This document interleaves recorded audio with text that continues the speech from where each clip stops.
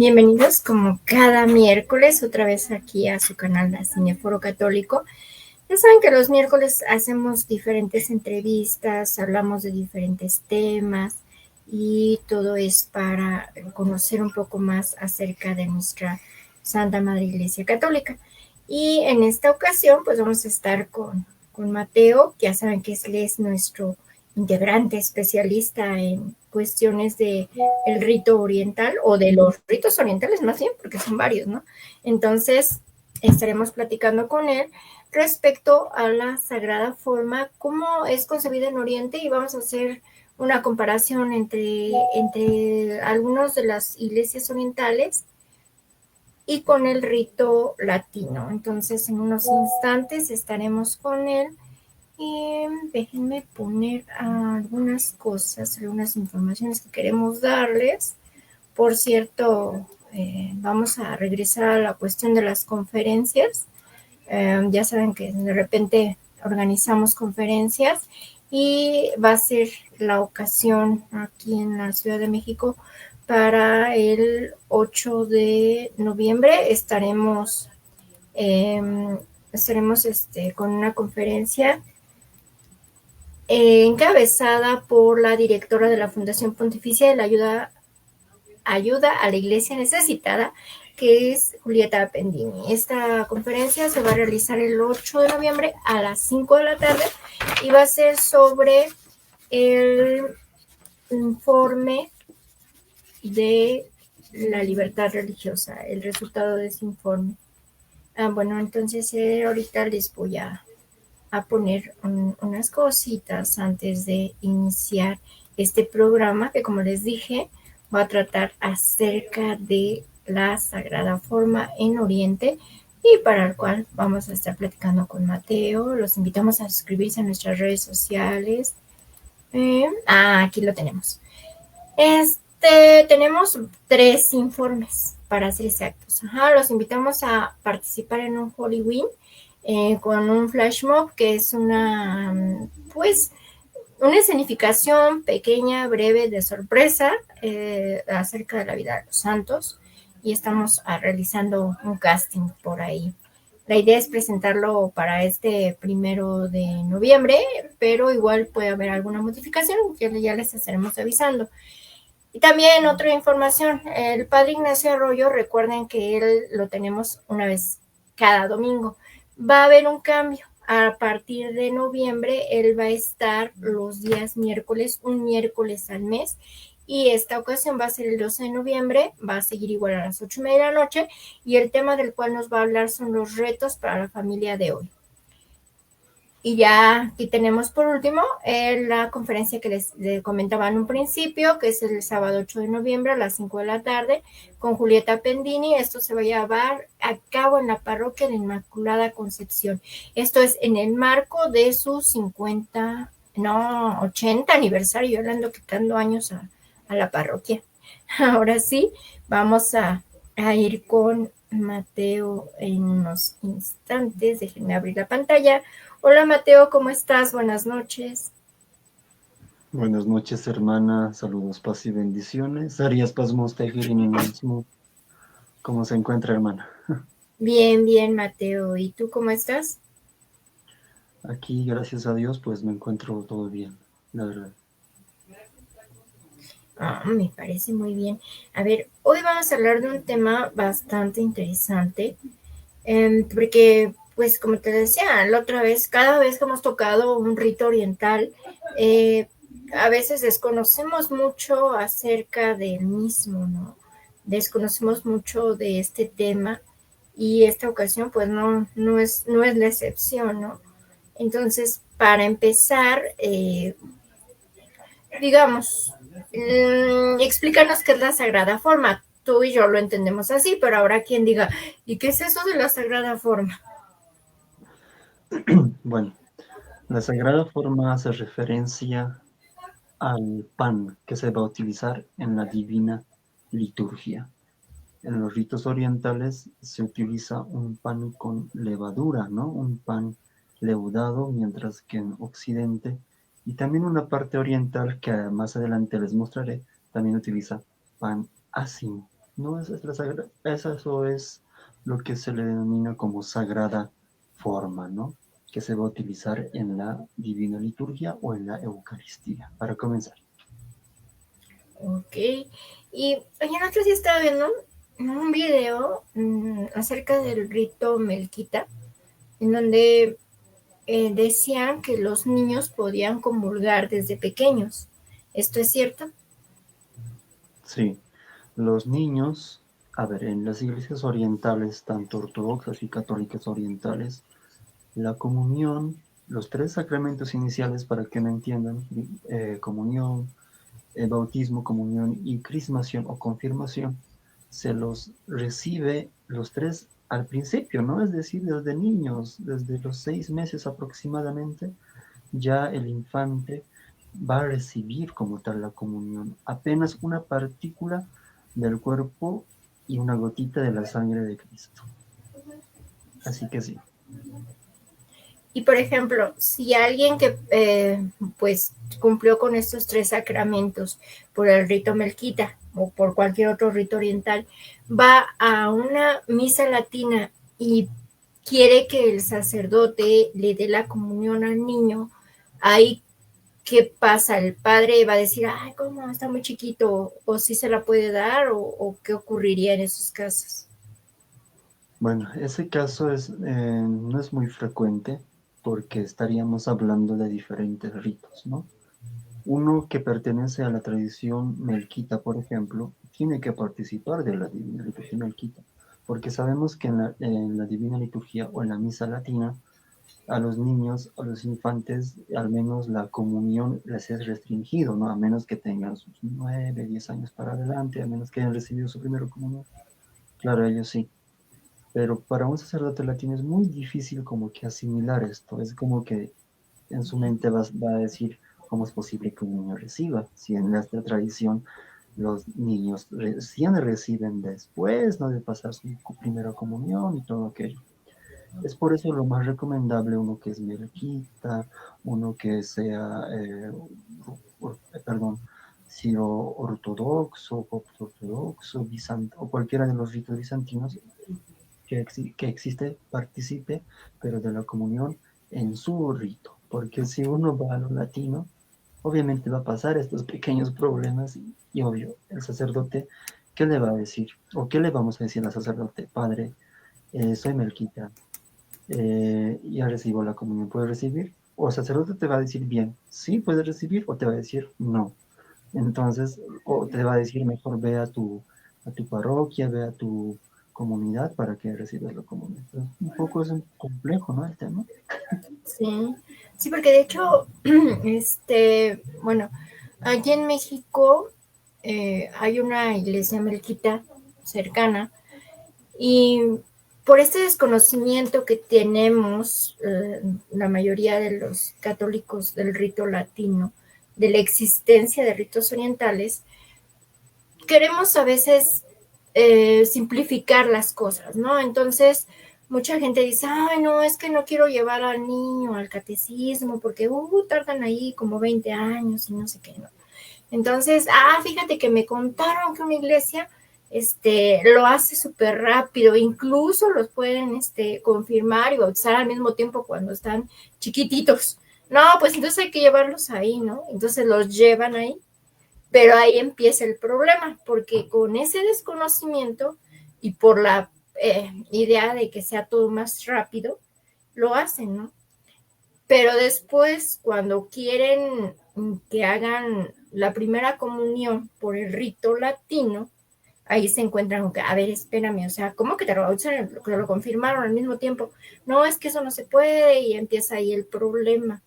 Ajá, entonces, por eso te preguntaba esa situación, porque pues conozco de varias personas que han hecho eso por ser más rápido todo. Sí, hay casos así, ¿no? No sé, la mayoría de la gente busca siempre las vías más rápidas o fáciles, Uh pero lo -huh. más recomendable es que eh, si ha iniciado perdón, en el rito melquita o en la iglesia melquita, tiene que frecuentar ahí, tiene que estar ahí. no sería tan lógico que, o sea, por ejemplo, si yo fuese bautizado en la iglesia copta, confirmación y todo aquello, tengo que asistir en la iglesia copta. Porque en la tradición latina es obvio, un poco se me va a restringir algunas cosas, como por ejemplo la comunión, o van a decir en qué momento te confirmaste, yo desde pequeñito ya me confirmé. Entonces, como que un poco choca esa parte, ¿no? Entonces, las Sí. personas que hacen eso deberían, si van a la iglesia melquita, deberían hacer su comunión ahí y todo lo demás. Porque si van al latín, conscientemente saben que están chocando dos ritos completamente diferentes.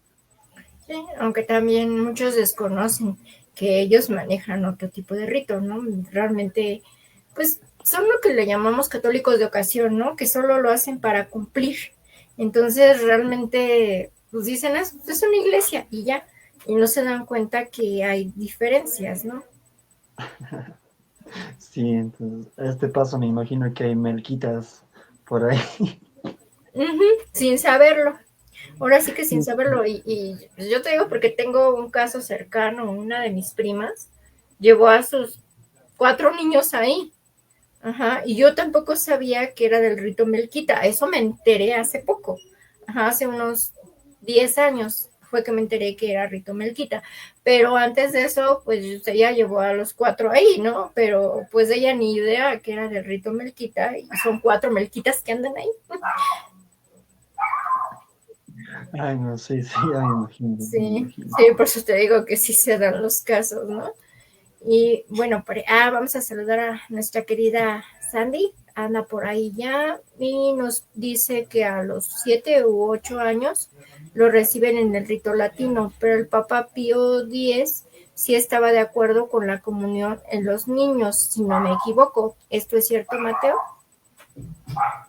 Sí, había un tiempo en que, incluso desde mucho más antes, si hablamos de la época eh, anterior a la medieval incluso, la comunión en la tradición latina sí era igual que las orientales, o sea, desde pequeñitos.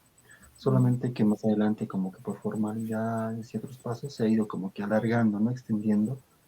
Hubo un tiempo en que se establece que tienen que recibir a partir de los 7, 8 años, 10 incluso, en algunos.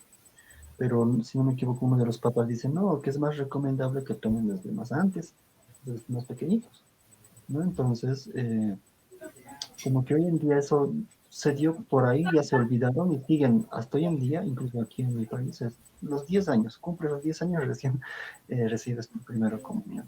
Como que queda olvidado, ¿no? Lo que dijo algún papa o algo por el estilo. Sí, eso es cierto. Y regresando al tema, bueno, nosotros sabemos que aquí a la Sagrada Forma la conocemos como la hostia, ¿no? Una hostia consagrada. En el caso de las iglesias orientales, ¿reciben un nombre distinto? Sí, y ahora les voy a mostrar, les voy a presentar el altar. Aquí tenemos todas las sagradas formas de Oriente. Así que, en un momento, me Uh-huh. permiten, voy a cambiar o voltear la cámara.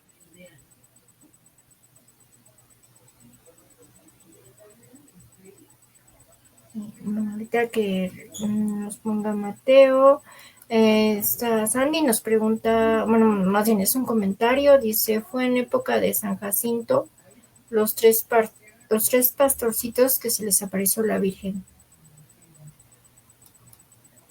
Y, mira.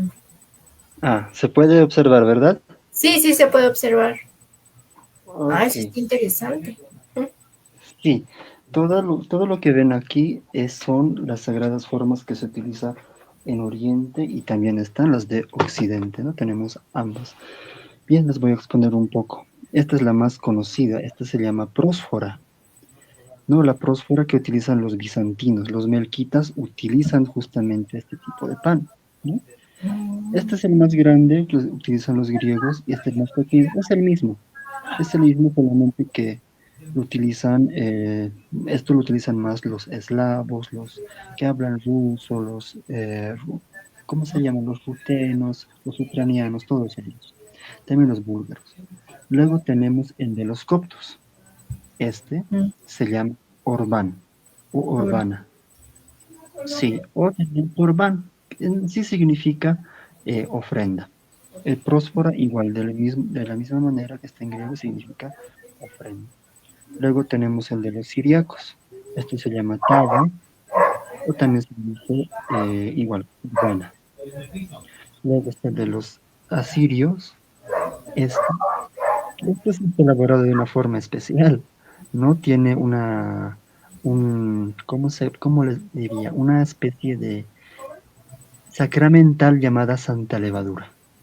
Y la Santa Levadura, según la tradición asiria, viene desde la época de Cristo, que es la mezcla de la sangre de Cristo, estamos hablando de la pasión de Cristo, y del pan que utilizó nuestro Señor Jesucristo en la última cena. Este se le dice igual corbana o malca. Luego tenemos los panes ácimos, el que conocemos todos, el latino, ¿no? Ujú. Hostia, y este otro que parece hostia, pero esto utilizan los armenios. Esto se llama nushkar. Nushkar, que también significa pan de vida o pan sagrado. También tiene un sello, si habrán dado cuenta, tiene respectivos sellos, ¿no? Tiene simbologías ahí.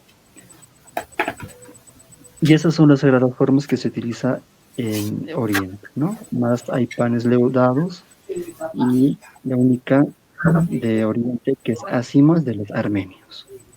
Armenios y latinos. Ya. Oye, ahorita que estabas hablando, muchos de los panes tienen como un grabado. ¿Tiene algún significado cada grabado? Sí, vamos a empezar por el bizantino. Vamos a ver si se enfoca.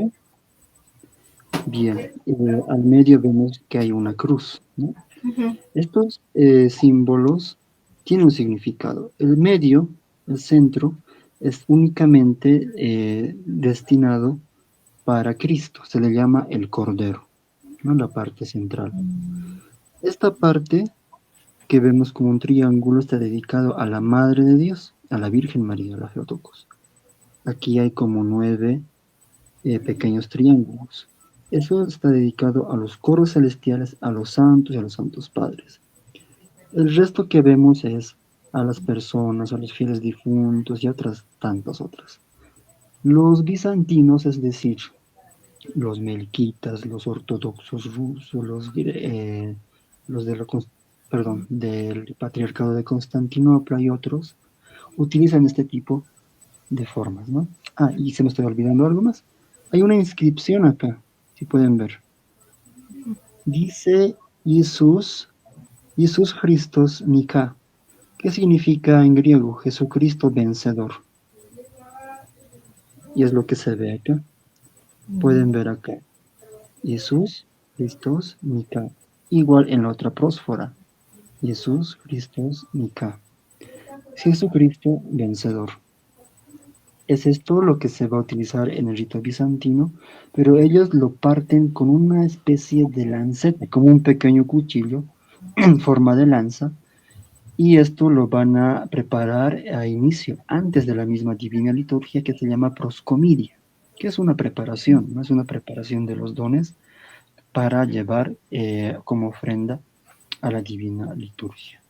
Ya, eso ha sido de los bizantinos. Ujú. Ahora pasamos al copto, que viene a ser mi tradición. Aquí vemos igual una inscripción, está en copto, que dice Agios Ofeos, Agios Ishiros, Agios Afanatos. Está en copto. En griego igual uno lo entiende, que significa Santo Dios, Santo fuerte, Santo inmortal. ¿Han Ujú. escuchado alguna vez el trisagio? Es Sí. ese. Ahora al medio vemos lo mismo. Una cruz central representa al Cordero, es decir, a Cristo. Ahí. Y hay 12 pequeñas cruces, los 12 apóstoles o las 12 tribus de Israel. Pero aparte, el Orbán o Corbana presenta 5 orificios. Pueden ver aquí, 1, 2, 3, 4 y 5. ¿Qué representa eso? Son las 5 llagas de nuestro Señor Jesucristo. Pies, manos y el costado, ¿no? Es lo que viene a representar. Y la forma, el Orbán por la forma circular que tiene, representa en sí, tiene un significado especial. El universo, uno, también representa lo que es, puede sonar un poco extraño, el sol naciente o triunfante que es Cristo, nuestro Señor Jesucristo, y a la vez esta forma circular que nunca termina, no tiene un inicio ni tiene un fin. También representa a su naturaleza, ¿no? Hablando de la doctrina cristológica de la miafisis. Luego tenemos este que se llama Tava o también Urban o Kurbana, igual que el de los coptos. Igual, si se dan de cuenta, tiene 12 cruces, igual 12 apóstoles. Esta igual tiene pequeñas perforaciones, ¿no? Ahí puedes ver, igual que el Urban copto. Igual a 5 llagas y demás.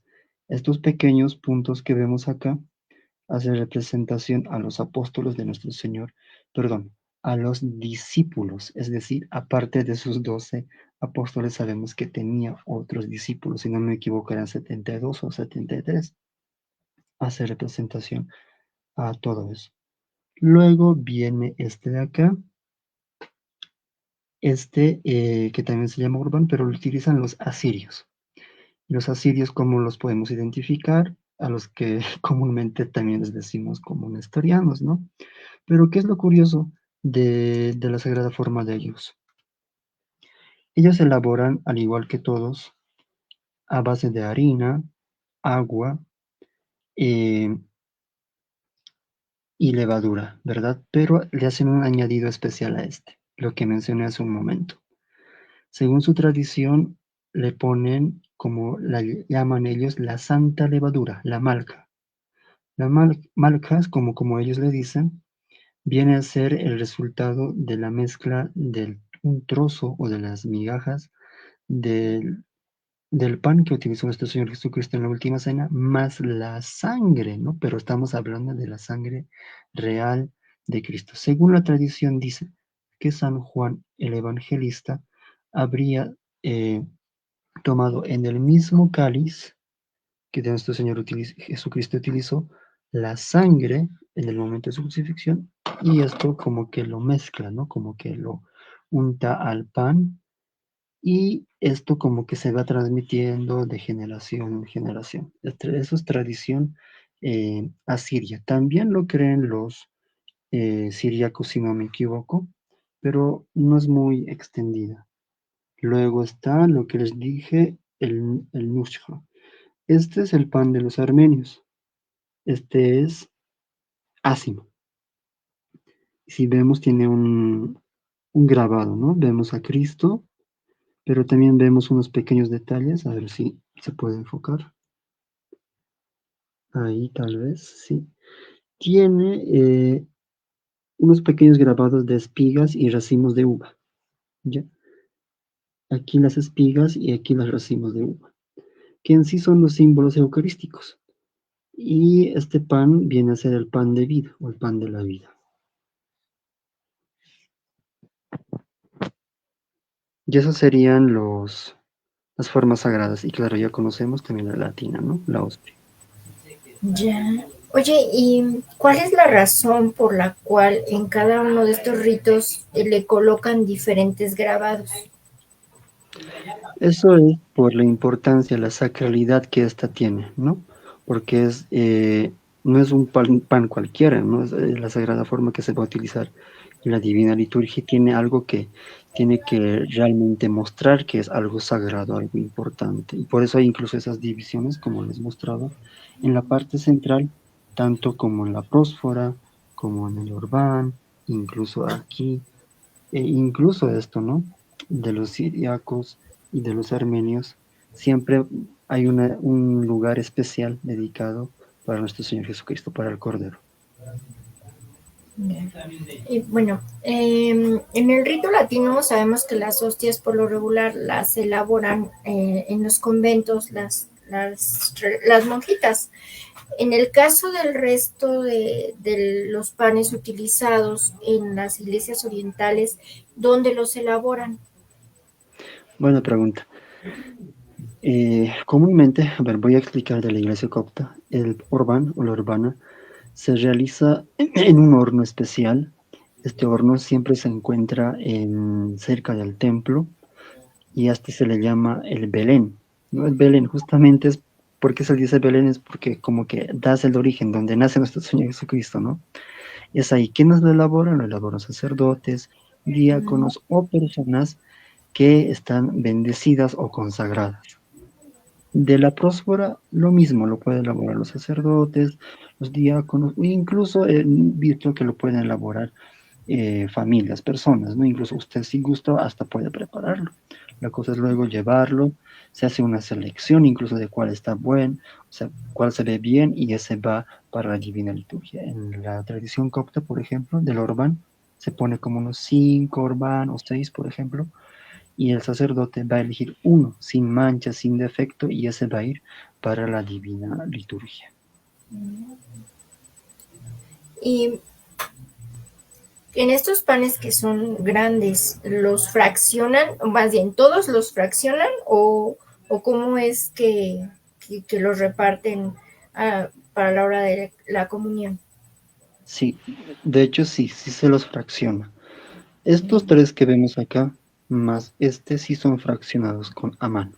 Pero estos de acá, es decir, la prósfora, el que utilizan los de rito bizantino, son cortados con la lanceta en varias partes, ¿no? En varias partes. Y eso es lo que se va a dar en la Sagrada Comunión. Ya. Y en cuanto al vino, el vino es igual que en el rito latino, que tiene que tener ciertas características, la uva, los lugares en donde se cultivan y todo esto, o cuál es el proceso que utilizan el resto de las iglesias orientales en cuanto al vino. Prácticamente en sí es el mismo, Ya. pero he notado que algunos lo prefieren aquellos que lo cultivan los mismos monjes. Por ejemplo, los bizantinos, creo que hasta tienen su propio, hasta lo mandan traer desde el monte Athos, tengo entendido, ¿no? El lugar sagrado, porque los mismos monjes lo cosechan, lo elaboran, así que más recomendable es que sea, o sea, el vino provenga de una tierra incluso consagrada o hecha por monjes o sacerdotes o incluso de las monjitas. Mira. Y me voy a ver muy chismosa, pero ¿cómo los obtuviste? ¿Cómo los obtuve? Bueno, en sí la mayoría los tuve que realizar, ¿no? Tuve que realizar y, y estas pues ya las tuve que conseguir, ¿no? Las hostias. Ya, pues sí, porque dije, a ver, ¿de dónde sacaste todos? Sí, porque conseguirlas sí es un poco complicado. ¿Sí? La verdad es complicadísimo, así que por eso, como dije, uno las puede elaborar. Muy bien. Y en cuanto a la consagración, en la liturgia de la misa, ¿hay alguna diferencia o variante con respecto al rito latino? ¿O se lleva a cabo más o menos en la misma forma litúrgica? ¿O hay variantes? Hay variantes, hay pequeñas variantes. ¿Y a qué me refiero con eso? Por ejemplo, la Divina Liturgia latina tiene, ¿no? Como que está dividido en 3 o 4 partes. La Divina Liturgia de los orientales igual. Pero lo curioso es que, por ejemplo, aquí poniendo un ejemplo de los bizantinos, ellos utilizan la prósfora. Nosotros, bueno, para que se me entienda, en el rito latino, la preparación de los dones, por ejemplo, se lo realiza después, justo después del ofertorio, si no me equivoco, ¿verdad? O sea, cuando es el momento de las ofrendas. Estamos hablando que hacia mitad de la misa. Pero resulta que en los ritos orientales esto ocurre antes, al comienzo. Los bizantinos llaman a esto proscomidia, o sea, presentación. En esa proscomidia ni siquiera es en el altar, sino en un lugar apartado donde van a llevar la prósfora y ahí se hace una bendición y ya se hace ahí la partición, no se hace los respectivos cortes. Eso es bizantino. El de los coptos, por ejemplo, es igual al principio y se llama presentación del Cordero. Y esto se realiza justo en la entrada, imaginemos este iconostasio, la puerta real, el sacerdote se pone en medio, un diácono trae en un canasto los 5 orbán, más el vino y el agua y todo eso. El sacerdote ahí realiza la elección, ¿no? De cuál orbán está bien. Entonces, eso es como que equivalente a un ofertorio. Ahora, la parte de la consagración y todo lo demás, sí viene a ser casi equivalente al rito latino, casi al finalizar, ¿no? En la parte, casi en esa parte, para que se me entienda. Ya. A ver, Sandy nos dice que ella ha visto en los videos de los bizantinos que también lo elaboran las familias como tradición. Así es. Claro, en el caso de los bizantinos, como bien dice la hermana, lo pueden realizar las familias. No hay algunas familias de sacerdotes o familias de laicos simplemente. Quieren hacer una prósfora, lo pueden hacer. Incluso la prósfora, las que sobran, estas son benditas y se las reparten, ¿no? Entre familias, entre demás personas y así, porque la que va a ser consagrada, ese sí va a divina liturgia. Sí, eso te iba a preguntar. Nos dices que ellos eligen cuáles son bueno, van a ser consagradas. ¿Qué hacen con el resto de los que no cumplen con esas características? ¿No? Sí, eso al final lo suelen repartir, ¿no? Es como que ya son panes benditos, claro, pero y al final se los reparte, al finalizar la liturgia y eso se lo llevan, es como pan bendito, lo puedes consumir y pues no hay problema. Ok. ¿Y cómo es que ellos deciden cuáles son las que están aptas para ser consagradas? O sea, ¿qué criterio utilizan? Ya, eso es simple, un pan perfecto, sin manchas, o sea, para que se me entienda que no esté quemado, que no esté deforme, que no haya imperfecciones. Tiene que ser tal cual como fue. Por eso en la iglesia copta, por ejemplo, al elegir el Orbán, tiene que ser un Orbán estable, ¿no? Perfecto. Es como elegir a un cordero. Y eso hace referencia incluso al Antiguo Testamento, ¿no? Donde se elegía un cordero sin mancha para el sacrificio. Entonces es lo mismo, ¿no? Entonces el sacerdote o los sacerdotes van a igual seleccionar entre los panes cuál está mejor y ese va a ser el que va a ser consagrado. Mm, interesante esto. Entonces también le haces un poco a la panadería. Sí, un poco. Sí, dije, ay, porque cómo los pudiste conseguir, pero bueno, ya supimos cómo. Sí, así es. Y bueno, para nosotros sabemos que en el rito latino que la hostia ya consagrada y el vino igual son el cuerpo y la sangre de Cristo. Para el resto de las iglesias orientales es el mismo concepto. Sí. En las iglesias orientales se cree lo mismo, ¿no? Que una vez ya consagrado y todo, es la presencia real de nuestro Señor Jesucristo, su cuerpo y su sangre, ¿no? Entonces, tanto orientales como occidentales creemos lo mismo. A ver, ahorita nos llegó otro comentario de Sandy y dice que ya ha visto que en algunos de los ritos no dan la prósfora, sino lo optan por el pan ácimo, en lo cual no estoy de acuerdo. Llegó la latinización. Sí, bueno, la hermana se refiere bueno, a los católicos sui juris, ¿no? Los que están en comunión, algunas que como que han dejado de lado la sagrada forma original, auténtica, y como que han empezado a adoptar las hostias latinas, ¿no? Las hostias latinas son las que más se han empezado a utilizar y entonces no es propio del rito bizantino, no es propio del rito copto, son ajenos a ellos, pero bueno, se utilizan, ¿no? La excusa, perdón por lo que digo, de la mayoría de sacerdotes es que por cuestiones pastorales es que vamos a utilizar la hostia, porque la gente no sabe o prefiere o conoce más la hostia. Bueno, por ahí va sus argumentos, ¿no? Pero incluso en los derechos de las iglesias católicas orientales está el deber mantener lo que son nuestras tradiciones, ¿no? Es decir, tanto sagrada forma, himnos, iconografía, todo, o sea, porque si no, ¿de qué serviría, no? También decirnos católicos orientales. Así es. Y, entonces, entiendo que, bueno, en el rito latino, la hostia sí la pueden almacenar, la pueden tener ahí, solo se consagran algunas y las que no se vuelven otra vez a almacenar. En el caso de las otras sagradas formas de Oriente, obviamente no se pueden conservar, ¿verdad? O sea, tienen que utilizarse o regalarse en el mismo momento. Del resto de los panes sagrados, sí. Pero aquí voy a hacer un pequeño como que paréntesis.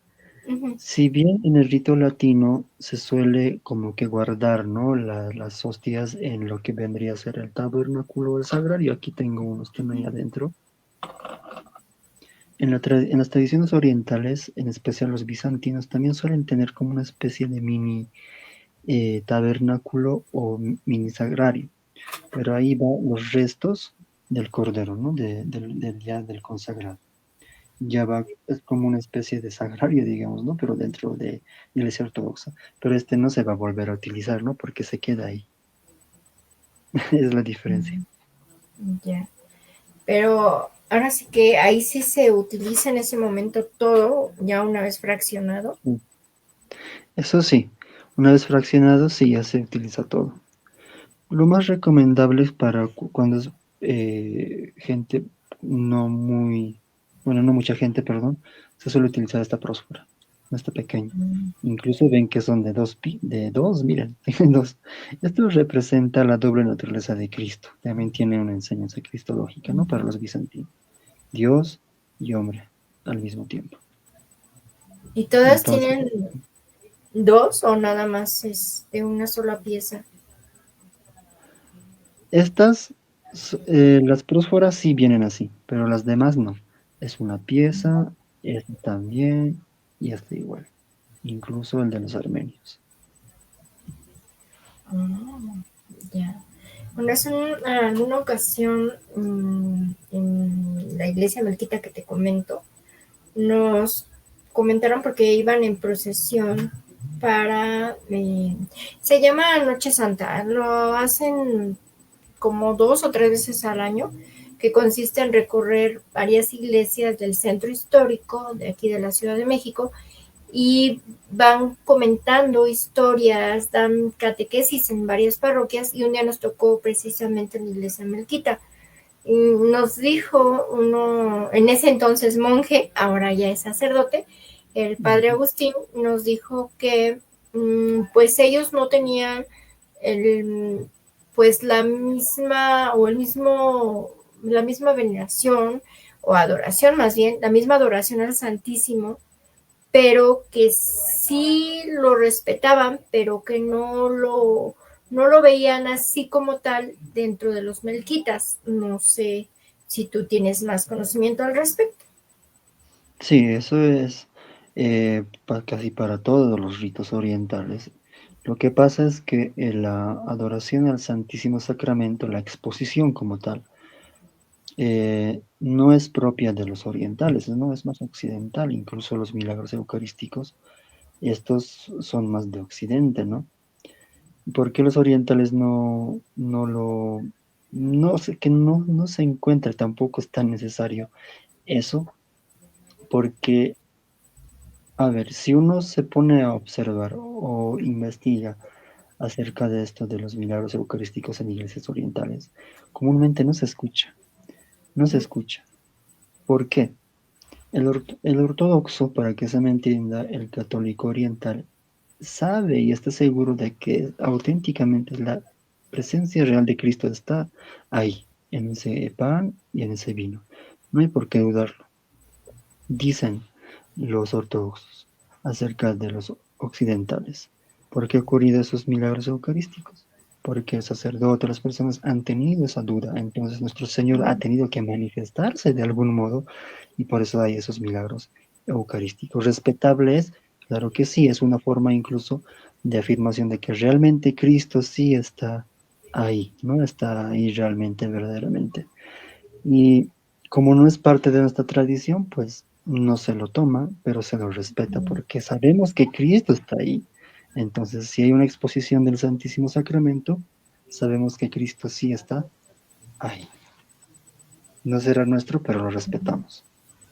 Ya, sí, con razón esa parte no me quedaba claro. Dije, a ver, ¿cómo? Si son católicos, ¿por qué no?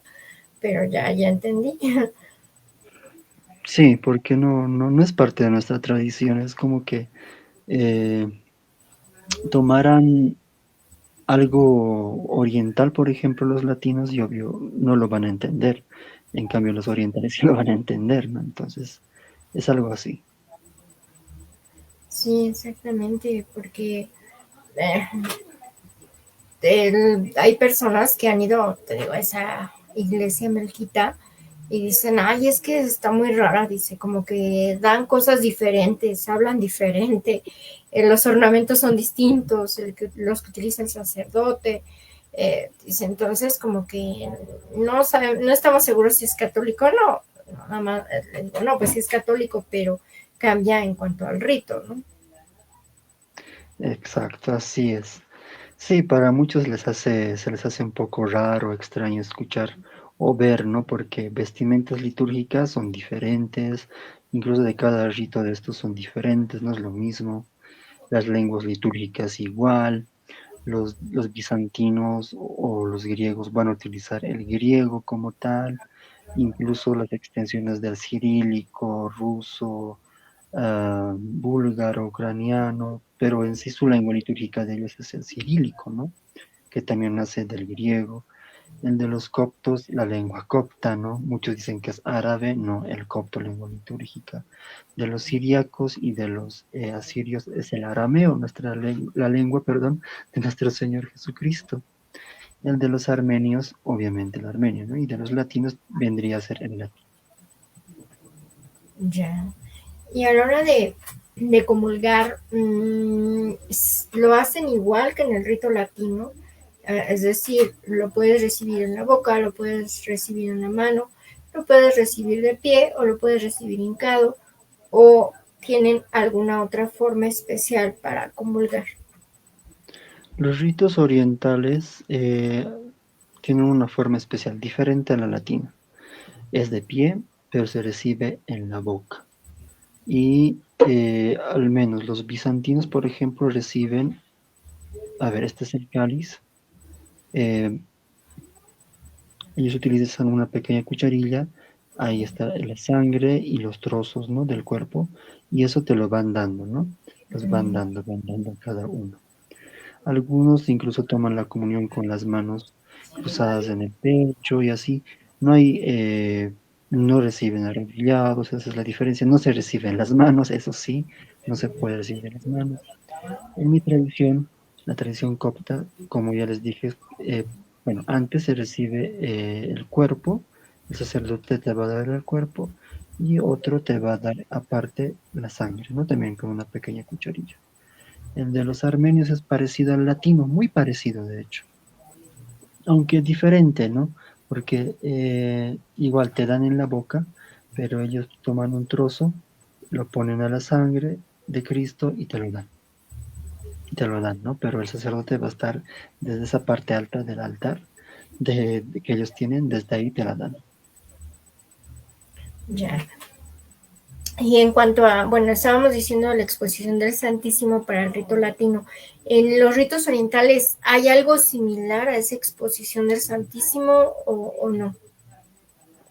No, en sí, no, el único momento de la exposición, por así decirlo, sería en la Divina Liturgia, ¿no? En la Santa Misa, cuando el sacerdote está realizando todo la Divina Liturgia. Hay momentos en que se va a presentar al pueblo, se va a presentar los sagrados dones, tanto el vino como eh, el pan, Bueno, claro, no el cuerpo y la sangre de Cristo, se los presenta, pero llamas. O sea, no hay una exposición así como que pones en la custodia la hostia, no.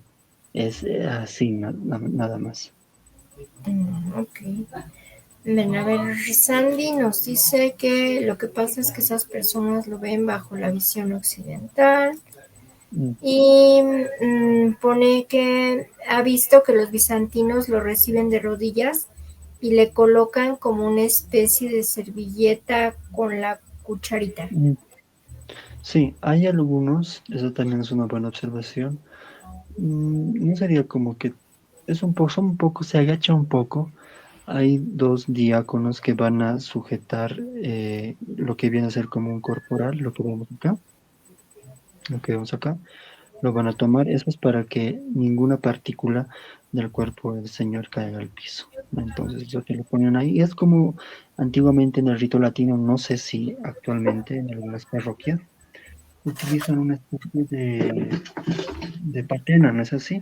Una especie de patena, te lo ponen ahí, tú recibes, te lo ponen ahí justamente debajo de la boca y para que no caiga ninguna partícula. Y lo mismo cumple la función de este corporal, ¿no? De este pan. Ya. Y en cuanto a la figura de los ministros de la Eucaristía que existe en el rito latino, también los hay en el rito occidental o los únicos que pueden pues dar la comunión son los sacerdotes. Sacerdotes y diáconos. Son los únicos, sacerdotes, obispos y diáconos, no son los únicos que pueden dar la Eucaristía. Sé que en Occidente hay ya, ¿no? Ministros de Eucaristía y otros que hoy en día como que extienden, ¿no? La Eucaristía en la misa, pero no, eso no se ve en Oriente. Esto es solamente obligación del sacerdote, de los obispos y de los diáconos consagrados. Ya, a ver, Sandy dice, los del Patriarcado Ecuménico de Constantinopla y los romanos lo hacen. Sí, Y dice, si en algunas iglesias, sí, en algunas iglesias tienen patena. así es. Eso sí, algunos conservan la patena, ¿no? Al menos si hablamos de misa tradicional o tridentina, el rito latino, sí lo utilizan, aún utilizan esa bandejita, ¿no?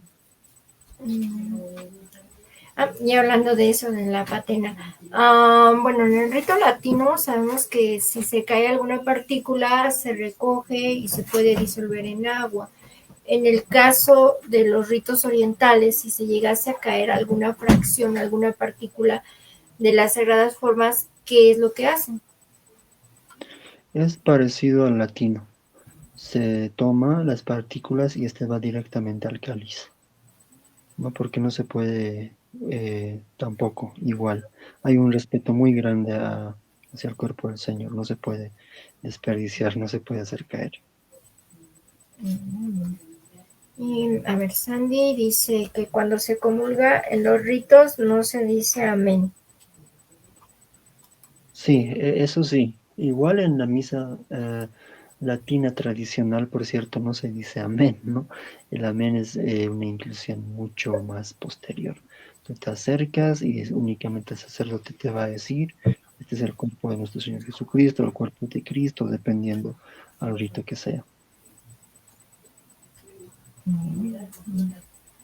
Y bueno, en cuanto a las oraciones que hacen para consagrar, ¿hay también oraciones especiales en cada rito Sí. o son las mismas que en el rito latino?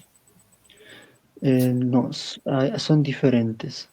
Oraciones de consagrar, las anáforas, por ejemplo, de San Basilio, de San Juan Crisóstomo. En mi tradición, por ejemplo, está la de San Cirilo o la de San Marcos, que es la más antigua.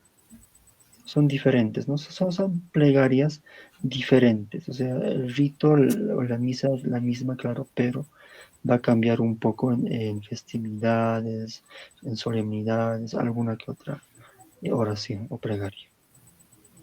Ya. Y Pero es, aquí ajá. En la consagración, lo que viene a ser la epíclesis y todo esto, en los ritos orientales es más largo, es más extenso, ¿no? He notado que en el rito perdón, occidental es un poco más reducido, es muy más corto. En cambio, en los orientales es un poco más extenso, ¿no? Esa consagración. A veces es a lo que iba, si era más extenso o era igual. Entonces cambian, digamos que las oraciones.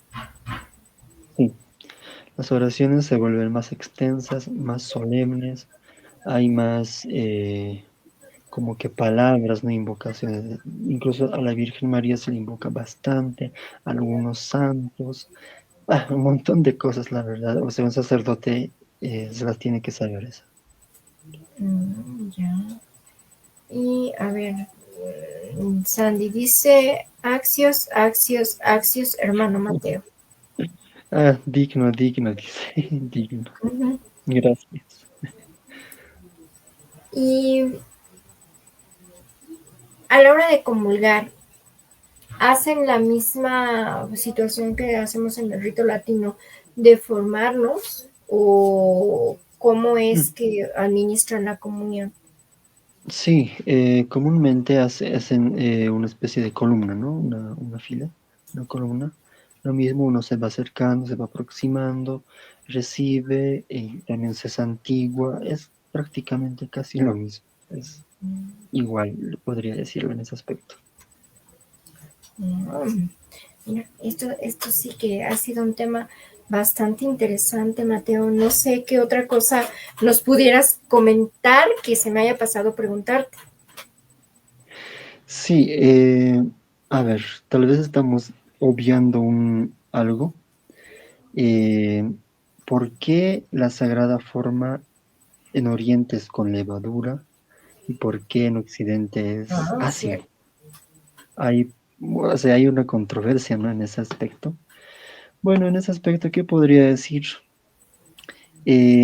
La prósfora y las demás formas sagradas que estamos viendo acá, eso se debe a algunas cosas, ¿no? Simbologías. Incluso algunos dicen que en las escrituras, es decir, en los evangelios, cuando se escribe, dice arthos.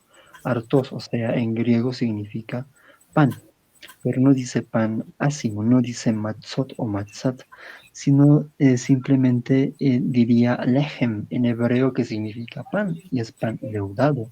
Algunos ponen eso. Ahora en Occidente se dice y se obvia que porque el hecho de que la última cena se realiza antes de la Pascua judía, ¿no es así? Entonces, ¿qué es lo que hacen los judíos? Utilizan el matzot o el matzat, que es el pan ácimo, y ellos, la mayoría, obvia y dice a Cristo, entonces la última cena utilizó ese pan ácimo. Pero en cambio los orientales decimos, no, las escrituras dicen esto, pero tiene un significado especial el hecho de que, perdón, el hecho de que haya levadura eh, en el pan. ¿Y qué significa o qué significado tiene en realidad esto? La levadura viene a ser como en un sentido moral, ¿no? Eso lo podemos encontrar incluso en Primera de Corintios, capítulo 5 versículos 7 al 8 si no me equivoco, por ahí, donde habla de limpiar la vieja levadura y ser sin levadura, dice, ¿no? La escritura, pero en un sentido moral, lo que muestra que el simbolismo de la levadura eh, no es un equívoco, ¿no? Sino puede ser, o sea, no es algo negativo, también puede ser algo positivo, porque en Oriente el hecho de que el pan tenga la levadura también representa vida y resurrección, ¿no? La resurrección de nuestro Señor Jesucristo. Ya. Y ahorita que estabas hablando de eso, muchas películas, ahora sí que muchas películas, a la hora de la última cena ponen que Jesús, nuestro Señor Jesucristo, partía el pan y se lo daba a los discípulos. Pero en algún momento vi, no me acuerdo si fue serie, película, en donde ellos mismos, él les ofrecía el pan y ellos mismos lo tomaban. En las iglesias orientales, ¿cómo consideran ellos que fue esas primeras formas en que se dio en la última cena? Y para eso nos vamos a ayudar con un icono de la última cena. Uh-huh. Nadie sabe con certeza cómo fue, ¿no? Ese momento, pero Cristo dice, tomen y coman, esto es mi cuerpo. Ahora no sabemos si Él lo reparte o simplemente eh, hace que cada uno de sus apóstoles lo tome con sus manos. Pero más acerca de que Cristo lo parte y se lo da y se lo reparte a sus apóstoles. Esa es la visión al menos oriental que se tiene. Uh-huh. Y en los ritos orientales, ¿cómo consideran que era realmente el pan? ¿Así o como en el rito latino? Nosotros consideramos que ha sido así, porque tanto las escrituras como dicen arfos, ese pan, no dice panásimo, sino dice literal un pan, hace referencia a que ese pan, o sea un pan leudado. ¿Y tienes información acerca de cuándo empezó a aparecer la hostia, la que conocemos en el rito latino? Sí, he estado un poco escuchando y buscando también. Según se sabe que en el rito latino, eh, ya desde primeros tiempos se solía utilizar las dos formas, es decir, el ácimo y el leudado. Pero resulta que ya en la Edad Media, aproximadamente del siglo IX al XI, ya hay unos problemas de utilizar el panásimo, ¿no? Creo que los carolingios o los francos, si no me equivoco, por el hecho de que dicen, ah, no, Cristo utilizó en la última cena el pan ácimo, porque ellos también utilizaban el pan ácimo en sus liturgias, en sus misas, dicen, no, tiene que ser ácimo. Entonces, como que a partir de eso, como que se impone en la iglesia que tiene que utilizarse el pan ácimo. Los armenios, por ejemplo, ellos ya desde el principio siempre utilizaban lo que es el pan ácimo. Curioso, ¿no? Son las únicas similitudes que existen entre Oriente y Occidente, entre armenios y latinos. Porque antes, como dije, los latinos se sabe que sí utilizaban el pan leudado. Incluso hubo un conflicto en esos tiempos donde los orientales a los occidentales van a llamar asimitas. ¿Por qué asimitas? Porque utilizaban el pan panásimo, ¿no? Panásimo y los orientales decían, no, están mal. ¿Cómo van a utilizar panásimo? Eso los vuelve judíos, no podemos ser judaizantes. Tenemos que utilizar el pan como tal, levadura. Entonces ocurre como que esa confusión. Pero al final como que dicen, en sí, sea ácimo o sea leudado, es el cuerpo de nuestro Señor Jesucristo, así que no viene mucho al sentido estar discutiendo de eso. Pero hoy en día, pleno siglo XXI, he visto que la mayoría de latinos aún se espantan al ver un pan leudado. Eso sí. Sí, sí, porque es raro, ¿no? O sea, nosotros pues toda la vida hemos estado acostumbrados a la hostia y ya ver un pan como tal, pues es así como que, ¿qué pasó ahí, no? Exacto. Pero lo mismo han de decir los que pertenecen a esos ritos orientales que nunca han entrado a una iglesia latina y dicen, ¿qué es eso, no? Sí, incluso para un oriental es muy, muy difícil entrar a una misa latina porque no está dentro, o sea, es como no está dentro de los cabales recibir un panásimo, incluso por el hecho de la comunión, es como de que no, preferimos solo observar de lejitos. Pero sabemos que, bueno, está Cristo ahí, pero no. Incluso los asirios son más estrictos.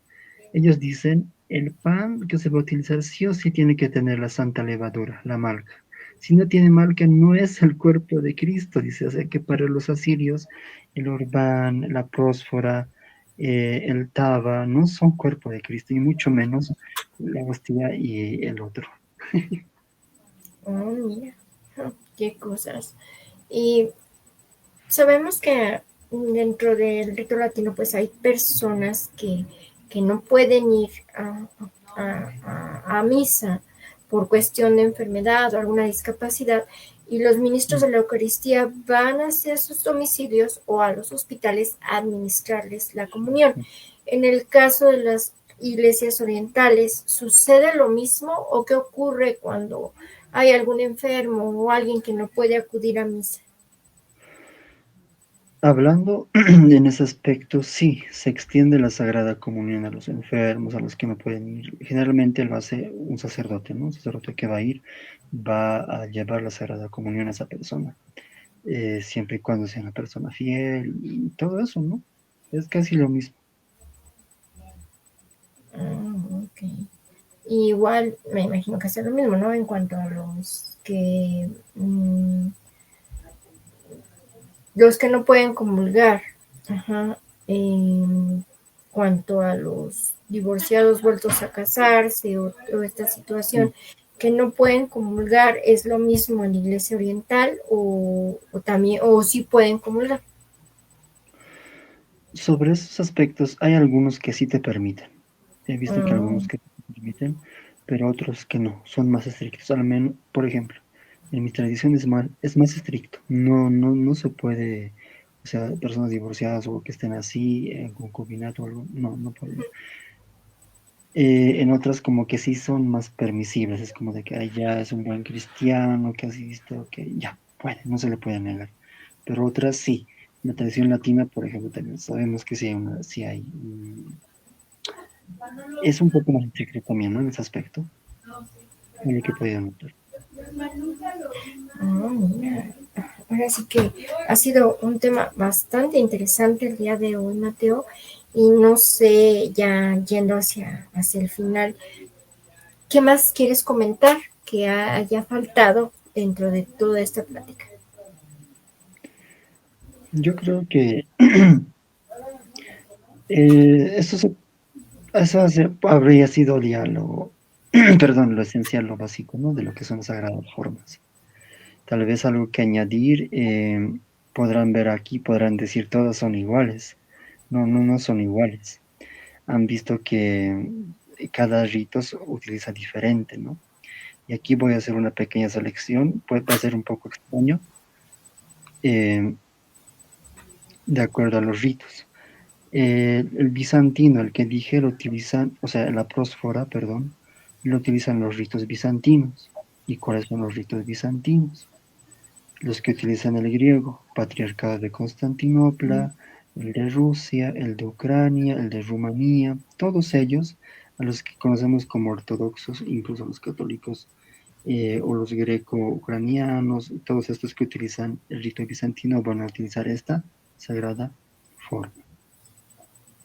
Ahora, las iglesias ortodoxas orientales, no calcedónicas, es decir, de cristología miafisita, van a utilizar el Orbán, que utilizan los coptos, los etíopes y los eritreos. Los siriacos, eh, también los maronitas, antes de adoptar el rito como tal latino, la sagrada forma, según se sabe, habrían utilizado este también, ¿no? Este que se llama Tava o Corbán. También lo utilizan los siro-malankares de la India, ¿no? Y este que es exclusivo que lo utilizan los armenios. Entonces, estas tres lo utilizan los ritos, o las iglesias ortodoxas orientales no calcedónicas. Y esta de acá, que viene que lo utilizan los asirios, ¿no? Los nestorianos en sí, para que se me entienda. Y bueno, lo que ya conocemos en el rito latino, que se extienden únicamente a los romanos y también los árabes, el ambrosiano y todos los demás. Mira, ahora sí que también hay ese tipo de diferencias, ¿no? Así es. Pero bueno, todo eso es parte de la Iglesia Católica y que también es bueno conocer, ¿no? Porque igual podemos meternos a alguna iglesia y no sabemos, como en el caso de los melquitas, que no sabemos qué rito es y se nos puede hacer raro muchas cosas, pero ni siquiera preguntamos, solo nos vamos por la idea de que ahí los sacramentos son más rápidos. Sí, eso sí.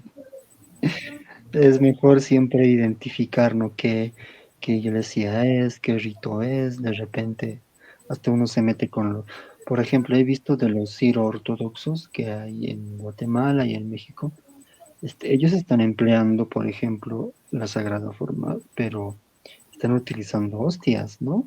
Mm, Latinas, y un poco es contradictorio porque ellos lo que tendrían que utilizar es esta, el taba mm. o el ¿Y urbano. por qué lo hacen? ¿Por qué utilizan las hostias latinas? Según sus abunas, sus sacerdotes, dicen que es por cuestiones pastorales, porque la gente no conoce y como que están más acostumbrados a ver las hostias, entonces dice preferimos usar estas. Incluso he escuchado a algunos decir que estas hostias que están dando ellos tienen levadura. Y yo Mm, digo, ¿cómo se tiene levadura y cómo es que no fermenta, ¿no? Extraño, mm, pero no sé cómo estarán haciendo ellos. no, pues ha sido un tema muy, muy enriquecedor, como todo lo que siempre nos compartes, Mateo. Y bueno, agradeciéndote de nueva cuenta el que nos hayas compartido un poco más de esta parte del rito oriental o de los ritos orientales. Y nos gustaría que realizaras la oración final para dar la conclusión a esta plática y esperando vernos el próximo mes, primero Dios, con otro tema más sobre los ritos orientales. Pues bueno, gracias a usted, hermana, aquí también a Cineforo, Gracias. ¿no? Por permitir también, ¿no? Hablar de esos temas de ritos orientales y todo esto. Pues bueno, vamos a concluir con una oración aquí frente a este altar, ¿no? Oriental copto y con las sagradas formas ahí. En el nombre del Padre, del Hijo y del Espíritu Santo, un solo Dios. Amén. Vamos a hacer parte de lo que es rito copto, que viene a ser así. Kyrie eleison, Kyrie eulogison, amin, doxa patrike implebio mati, kenin kai Christos ionas, non ionon aminagiatrias eleison y más. Amén. Padre nuestro que estás en el cielo, santificado sea tu nombre, venga a nosotros tu reino, hágase tu voluntad en la tierra como en el cielo. Danos hoy nuestro pan de cada día, perdona nuestras ofensas, como también nosotros perdonamos a los que nos ofenden. No nos dejes caer en tentación, mas líbranos del mal. En Cristo Jesús, nuestro Señor, Dios Rey y Salvador. Amén. Uno. Agios Orfeos, Agios Ischeros, Agios Afanatos Eleison más. Agios Orfeos, Agios Ischeros, Agios Afanatos Eleison más. Agios Orfeos, Agios Ischiros, Agios Afanatos Eleison más. Genefran, Emefiot, Nemepshinen, Biernef, Maat, Swab, Unotien, Ot, Amin. En el nombre del Padre, del Hijo y del Espíritu Santo, un solo Dios. Amén. Amén. Bueno, pues gracias, Mateo, y nos vemos el próximo mes. Igualmente, nos vemos entonces el próximo mes. Dios mediante. Gracias y que descanses. Igualmente, hermana. Gracias, nos vemos. Nos Bye. vemos. Y de nueva cuenta, pues muchísimas gracias a Mateo por darnos este espacio, este tiempo, porque recuerden que él está desde Bolivia y hay una diferencia de 2 horas. Entonces estamos hablando que para nosotros son las 10, para él son casi las 12 de la noche y pues mañana tiene que trabajar también. Y por eso agradecemos mucho el que él nos comparta todos estos temas.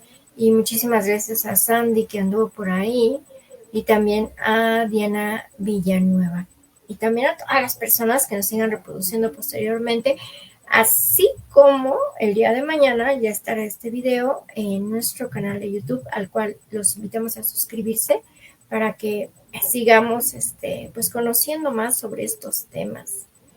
Y pues no, gracias Sandy por acompañarnos y saludos hasta Colombia.